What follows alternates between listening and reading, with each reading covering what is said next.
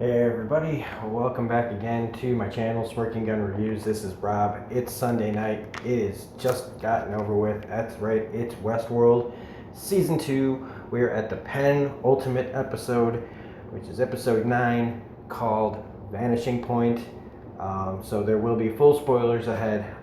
First, I just want to, again, thanks to everybody who's been supporting me these last few months. We've gotten past the 100 subscriber mark. I got the little notification from YouTube, which I didn't know I was going to get, which was really nice. And I keep forgetting to mention my new subscribers that I really want to thank everybody. If you are not on this list, it might be because of privacy settings. And if you didn't really want your name said out loud, I'm sorry. I just want to show my appreciation by telling this. And if your privacy settings don't show that you're a subscriber, I hate to leave you off, but I just want to thank Robert Haney, Dave Furbush, TV Junkie, Tom F., Wendy Parks, Moke Dog 211, RMMACA, Christine Chambers, Annabeth 2006, Millie Knockett, Blouse Media, CGGG, Amanda Barber, Roy Hill 1204, CJ Monroe, Mao Baka. So I really appreciate you guys subscribing. I can't believe we're at 100 now. I know in this day and age, it's still small potatoes, but it's great. It's fun. It gives me a lot more motivation. And let's just get going, all right? So Vanishing Point, a great penultimate episode for this season. I still think season 1 is a little bit better. Just because it was boom, like we hadn't seen Westworld done like this before or whatever. But let's just get right into it. Vanishing Point. So the meaning of this, I looked it up. I mean, I know what a vanishing point kind of is, but the actual dictionary version is that the point at which receding parallel lines viewed in perspective appear to converge. So like when you're looking at three things and then they start to conjecture. But really one of the main ways to look at it is it's about perspective. And this episode has everybody pretty much that has been kind of the main characters, the main storylines, all of these perspectives have all, are coming to a head. And so, again, this is a fantastic episode. Some of the things I saw coming, some of the things I didn't. I'm going to start with, to try to keep this review short and coherent and, not all over the place. So I'm going to start with the one storyline that I always find the least interesting, and that's Dolores's. Now, like I've said before, I like Dolores as a character in season 1. But going forward, we've lost that person because of the atrocities that were done to her. I still say I understand, the point of revenge, but I feel like she's lost her perspective. And I feel like with the things that she's done, the lack of choice, the indiscriminate slaughter of her own people, that she, if she really cares, why is she just taking them all out? You don't deserve it. You don't deserve it. Not everybody, anybody that seems to get in her way, human or host, and even those that aren't in her way. She just seems to indiscriminately choose who's good and who can come with her and who can't. Right now, it's basically Teddy, right? So here we have her with her perspective of, I've got to get to the Valley Beyond. I'm going to get to the place where they've been, putting the consciousness of the guests, where all this information is at. I'm going to take it over. I'm going to use it against them. And in between her and her goal, the Ghost Nation shows up without the guy from last week. Gosh, I've already forgotten his damn name. That is terrible. But they're telling her that they can't let her go on. They can't let her go through. The valley is not a tool to be used. And, of course, she's just, her perspective is just one, no, I'm going to do it. She just has her monster Teddy just start blasting through these people. You saw this coming a mile away. These guys are Indians. They got bows and arrows. They've got guns. And it just was, another slaughter. But amongst all of this, we get that Teddy is fighting for control of his body, which is amazing. I did not see this coming. I should have probably, because he was so convincing as this new version of himself that you wouldn't realize that the original memories are now bleeding through. The fact that he's always known he's been changed, but he never really seemed to be able to fight it. But as the last Ghost Nation guy runs, and he, does not kill him, that Teddy is, fighting for control. And it now, like way back when, if, not everybody caught this, I guess, but, in way back when they were showing like some of the bodies piled up at the cradle, you saw that Teddy's body was amongst them. Now, a lot of people haven't mentioned that, but I always say, well, we've got to find out how he gets here, and this is basically it. She gets them so far. Everybody else is gone except for Teddy and her, and she's still going on about things. And this is where James Marsden gets to shine as an actor again, telling her, all these things about, his perspective, and about, in the end, like, what good is all this if we become the monsters that we are, just like the people that made us. We're better than that. And that is what I've been saying, is Dolores is going down that path where I don't want to see her win. I don't want to see the Delos people win either, but she's gone down a different, what she's become. She's becoming just like them. She's just indiscriminately killing hosts for apparently no reason, really. Just, you're not good enough, like, just for her own gains. And it kind of goes back to like what Arnold really said, I think, like what would, he's afraid for her, like if she ever was to,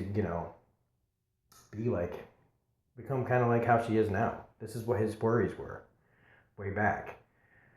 And how Teddy, tells her, yeah, I love you. I've loved you since the beginning. And that little flashback of the first time you saw her, and, realizing there was more than programming, it seems. That his connection to her goes beyond programming a little bit. And so, she thinks he's going to kill her when he pulls the gun, but really he can't. He not just by programming, but he can't. And he takes his own life because he can't. He doesn't want to do this. He doesn't want to live in this situation. He doesn't want to be a part of this. He doesn't want her to, like he said, why do this if we're just going to become just like them? I can't protect you anymore, so see ya. And she does her little screaming bit, and hopefully maybe this sacrifice wakes her up to the folly of like her agenda.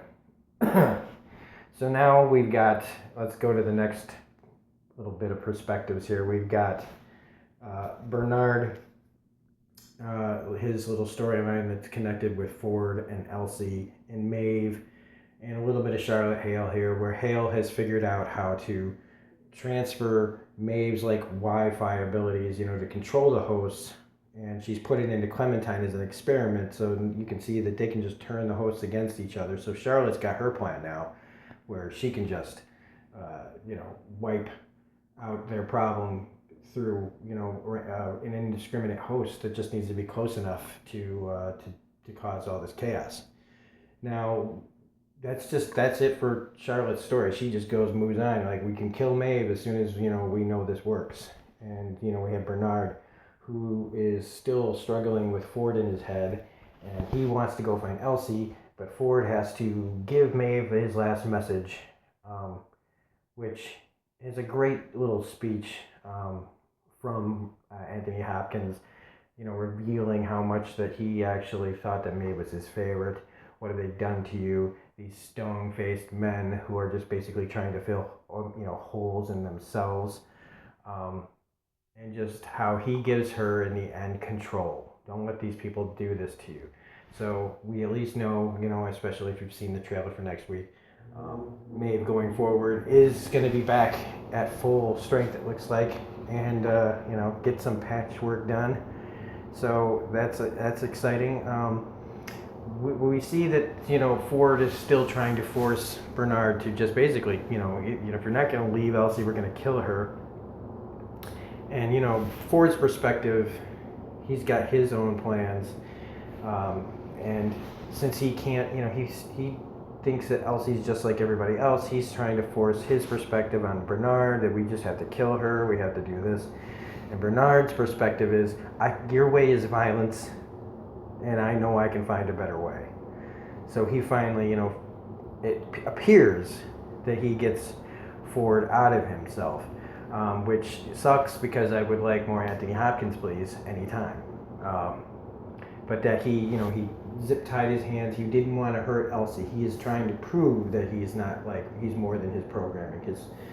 And even though it's sad to see him leave Elsie there, which I hated that part. I was like, fuck are you doing, dude? Take Elsie with you. I mean, even if you leave her here, those people that come for her could just kill her. They aren't really interested in saving the, tech help that much. And especially if they have their plan in place to just destroy the host. And since protecting the information is the most important thing, I feel like them leaving Elsie makes her more vulnerable than being with Bernard. That's just how I see it right now. Maybe I'm wrong. So at least Bernard is off. Ford's last words basically to him is, "You're the only one who can stop this." I feel like, without saying it really, is in the past, is that Bernard's really the hero here. He's, I guess, if you're looking for a hero in this, it would be, I guess, Bernard and Maeve to some extent too, which I feel like, she's given her history of giving people choice, giving the other host choice, not like Dolores, who has been forcing her will on other hosts. So anyway, that's basically it for that. So I mean, I love that bit, just showing Jeffrey Wright's frustration of get the fuck out of my head. But I also love that he still puts on his glasses, even though he doesn't need them. But it's a very, just the program, he can't quite fight all of it. But now we get to the big chunk of this episode, which is telling more of the Man in Black's William story. And this shit is fucking heartbreaking. Not really on hit, but just how far he's fallen since we first saw him as a young man. But that little voiceover at the beginning, talking to his wife, telling her, "You're the only one who saw through my bullshit." That there was always, from the outside, me doing all this kind charity work, and then I go to the park and I, rage out there. I take all my real self into that place. Everything out here, this is my imaginary world. And he, him telling her that, and a lot of this about with Grace trying to talk to him, and talking about the relationship with his wife, her mother. Showing all this backstory of how Grace has blamed herself for her mom's suicide, and seeing, the guilt that she's been carrying around, and how she's still in here to bring him out.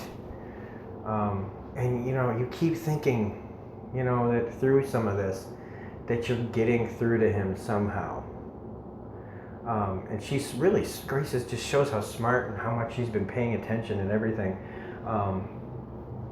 Describing in detail, all this stuff about, about what she knows about the park and what they've been up to. And even, but when they finally tell you, how are they scanning people all the time? I was like, it's the fucking hats. It's the fucking hats. And, it doesn't matter if you pick a white hat or a black hat. You're going to be scanned the entire time. Unless, I guess, if you take it off, maybe. I don't know. I don't know how that works. Maybe if there's a little camera in there, or is it all sensors? Probably sensors. But no, it's video, because later on, when we'll get to that. So they pay attention to everything. Even though those scans look quite a bit like just scenes from the show. But I guess who wants to film little extra scenes just for a little blurb on a computer screen? Anyway, what we have at the party is Ford and William's interaction at the bar, which is incredible. Just this brief moment of them just kind of their little tete-a-tete of, you know, playing games and things, and just, you know, seeing Ford's basically like, no, I think we have time for one more game. You know, he gives him his card, his profile, everything that he's been, you know, his scans, everything that he's been doing in the park. I like, you know, you seeing Sailor Ward as the older version of William's wife. It's been, you know, she's drunk all the time, and clearly it's because she knows about her husband. She knows that this life she's been living, you know, with this man is, you know, the alcohol is probably the only thing that numbs the pain. But the hard part here is the harshest thing is, you know, when they find her dead, and, you know, you heard the story about the ballerina in the jewelry box and how she threw it away, and, you know, I didn't know that was going to come back till, you know, at all, till it was right there. So Grace is planning to bring him out. They've shot the flare, but I didn't see coming that William would still, after all of this, he would still think that she was part of Ford's game. That this is how far he really has fucking gone. Like, he doesn't see anything as real anymore. Not in the outside world, not in the park. And I was like, oh, she's fucking gone, man. She's gonna die. And I mean, I wasn't wrong, but I was hoping I was. I was like, they can't do this. This is just, but it is. I guess it is necessary. It has to be the final nail in William's coffin, is that he's now led to all of the people around him to be dead, that he's known in his life. From Logan to Delos himself, his wife, and now his daughter, who tries to, you know, the guys come in, they try to pull him out.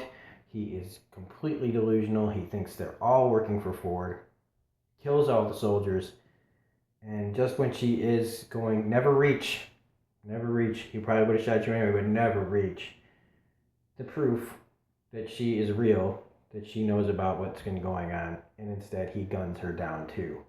And that's it. Say goodnight, Gracie. Literally. And that sucked, because I really like Grace as a character. And, you know, I saw the thing in her hand before he did. So it wasn't, you know, I kind of feel like they didn't hide it real well for that ultimate moment.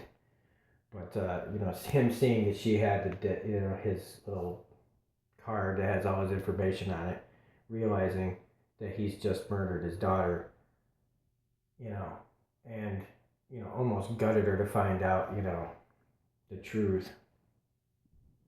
And then him going, you know, like going out into the middle of wherever, you know, thinking about, you know, having that flash of his young daughter and almost blowing his head off, and deciding to find out if he's real or not. It's just a great thing, and I love that they didn't give us that answer. I hate that they didn't give us that answer, but that's pretty much it. I think I've covered basically everything. It's just fantastic. I can't wait to see what they're going to do for the finale. And then after that, we got to wait like a year and a half, I think. Like, at least it's more than a year that we're going to have to wait before season 3 comes out. So shit, this better be enough to satisfy me, man, because damn. Anyway, after all that, jeez, I mean, I still can't believe it. Grace is dead, and Teddy is dead, and all the rest of the hosts are about to go. Next week's trailer looks insane, so better strap on for next week, kiddos. If you like this video, please hit the like button, comments, subscribe, share. I would love any kind of feedback from everybody. If you have friends, share this. Again, we can't go wrong with more subscribers. A little bit more. Let's just slowly get up that hill. Let's get to, 125 before August or something. I don't know. Anyway, this is Rob from Smirking Gun Reviews, saying can't wait for next week's Westworld. We got Handmaid's Tale on Wednesday. Comic book reviews every week. Preacher's coming up soon. I just posted my reviews for Goliath Season 2 and the movie review for Tag, which is a great movie. Check out that review. And otherwise, we will see you next video. And yeah, I can't believe Grace is dead. Damn it. See ya.